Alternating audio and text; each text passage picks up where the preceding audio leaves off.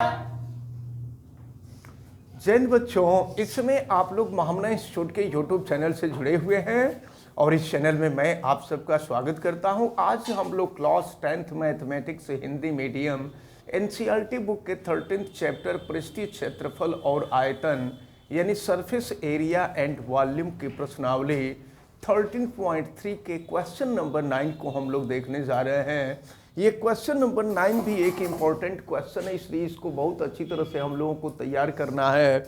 और देखिए यहाँ दिया हुआ है, एक किसान अपने खेत में बनी 10 मीटर व्यास वाली और 2 मीटर गहरी एक बेलनाकार टंकी को आंतरिक व्यास 20 सेंटीमीटर वाले एक पाइप द्वारा एक नहर से जोड़ता है।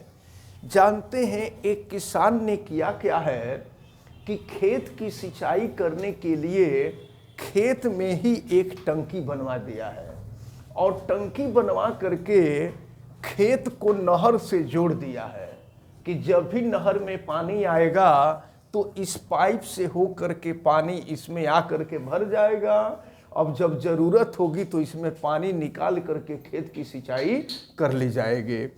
तो अपने खेत में बनी 10 मीटर व्यास, इसका जो व्यास दिया गया है, यह व्यास दिया गया है 10 मीटर। 10 मीटर व्यास वाले और 2 मीटर गहरी, इसकी जो गहराई है, गहराई जिसको हम ऊंचाई भी कह सकते हैं, ये दिया हुआ है 2 मीटर गहरी एक बेलनाकार टंकी को आंतरिक व्यास 20 सेंटीमीटर वाला पाइप, देखिए ये पाइप है और इस पाइप का जो व्यास दिया गया है यह सेंटीमीटर में दिया गया है। यहाँ पर ये जो टैंक है, टैंक के लिए सारे मान मीटर में दिए गए हैं और इस पाइप का जो व्यास है ये सेंटीमीटर में दिया हुआ है। हाँ, करीब 20 सेंटीमीटर वाले एक पाइप द्वारा एक नहर से जोड़ता है। इसको नहर से ले जाकर के जोड़ दिया गया है। यदि पाइप में पानी 3 किलोमीटर प्रति घंटा 3 किलोमीटर पर आवर, इसमें पानी बह रहा है और यह पानी किस स्पीड से बह रहा है तो 3 किलोमीटर प्रति घंटा, यानी 1 घंटे में यह पानी 3 किलोमीटर का डिस्टेंस कवर कर ले रहा है, दूरी तय कर ले रहा है। तो कितने समय बाद टंकी पूरी भर जाएगी? पूछा जा रहा है कि बताइए, अगर यह पानी 1 घंटा में 3 किलोमीटर की दूरी तय कर रहा है तो आप बताइए कि ये जो टंकी बनाई गई है खेत में, यह टंकी कितने समय में भर जाएगी? तो एक काम करते हैं, सबसे पहले हम टंकी का आयतन ज्ञात कर लें और फिर यह देखें कि 1 घंटा में कितना पानी इस टंकी के अंदर आएगा। तो टंकी के संपूर्ण आयतन में से 1 घंटे में जो पानी आ रहा है उसके आयतन से भाग दे देंगे तो पता चल जाएगा कि यह टंकी कितने घंटे में भर जाएगी। तो चलिए देखते हैं। सबसे पहले हम टंकी का आयतन ज्ञात करते हैं। टंकी का आयतन, टंकी का आयतन हम ज्ञात करते हैं। तो देखिए, टंकी जो है बेलनाकार है और बेलन का आयतन होता है pi r square h, pi r square h हो जाएगा। देखिए, पाई आर स्क्वायर एच हम सबकी वैल्यू रख रहे हैं। पाई का मान यहाँ पर 22/7 रखेंगे क्योंकि मान दिया नहीं है। और देखिए, टंकी के लिए हम निकाल रहे हैं तो टंकी का व्यास 10 मीटर है तो इसकी त्रिज्या कितनी हो जाएगी? इसका आधा हो जाएगा, 10 का आधा 5 हो जाएगा। तो 5 का वर्ग कर देंगे तो 5 × 5 और यच इस टंकी की ऊंचाई है और ये दिया हुआ है आपको 2। तो देखिए फिर कितना हो जाएगा, इसको सॉल्व कर लें हम लोग। तो ये जो है इसको हम 22 रहने देते हैं। और फिलहाल देखिए तो 5 पचे 25 और 25 दूना 50, ये हो जाएगा 50। और ये नीचे जो 7 है 7 रहने देते हैं, इतना मीटर क्यूब हो जाएगा। अभी इसको सॉल्व नहीं कर रहे हैं, अभी हम इसको ऐसे ही रहने दे रहे हैं। तो ये जो टंकी, खेत के अंदर जो टंकी बनी थी, इस टंकी का संपूर्ण आयतन ज्ञात हो गया। अब देखिए पाइप के लिए हम देखें, हम यह देखें कि 1 घंटा में पाइप से कितना पानी इस टंकी के अंदर गिर रहा है, ये देखा जाए। तो चलिए पाइप के लिए पहले देखते हैं। पाइप के लिए देखिए तो पाइप के लिए अब ये दिया हुआ है 1 घंटा में 3 किलोमीटर पानी चलता है, पानी बढ़ रहा है। तो 1 घंटे में हम लिख देंगे 1 घंटे में पानी द्वारा चली गई दूरी, 1 घंटे में पानी द्वारा चली गई दूरी, और ये चली गई दूरी कितनी है? तो 3 किलोमीटर है। 3 किलोमीटर का मतलब होता है 3000 मीटर। किलोमीटर को मीटर बदल दिए। तो अब देखिए 1 घंटे में पानी द्वारा चली गई दूरी हो गई ये। तो अब 1 घंटे में आयतन भी हम लोग निकाल लेंगे। तो अब देखिए इसकी हम त्रिज्या अगर हम निकाल लें तो ये व्यास दिया हुआ है 20 सेंटीमीटर, और अगर हम इसकी त्रिज्या निकाल लें तो हो जाएगा 10 सेंटीमीटर।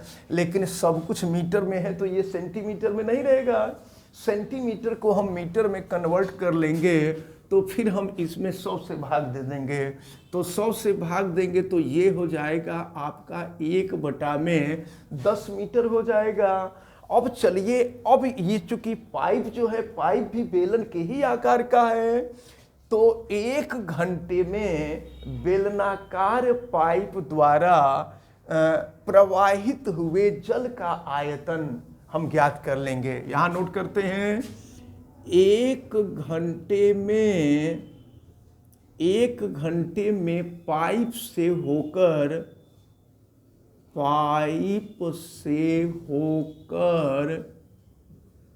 प्रवाहित जल का आयतन,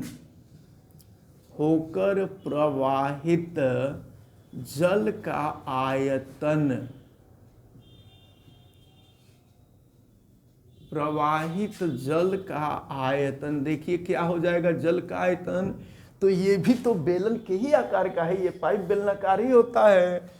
पाई r² h, तो यहाँ भी पाई के लिए पाई की वैल्यू 22/7, और r², r जो है 1/10 है, तो 1/10 का वर्ग कर देंगे तो 1/10 गुणे 1/10, और यच का मतलब समझते हैं, यच का मतलब 1 घंटे में चली गई दूरी। यच का मतलब ऊंचाई, ऊंचाई का मतलब लंबाई।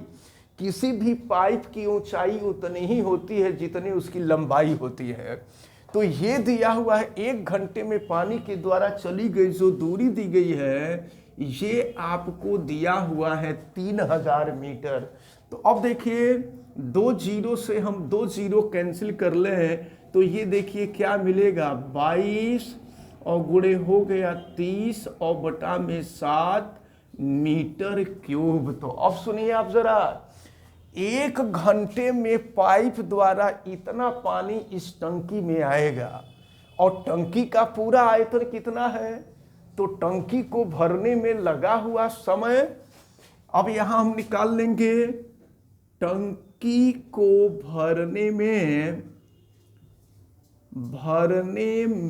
लगा समय, टंकी को भरने में लगा समय ज्ञात करने के लिए टंकी के संपूर्ण आयतन में 1 घंटे में पाइप से होकर के जो जल बहेगा उसके आयतन से हम भाग दे देंगे।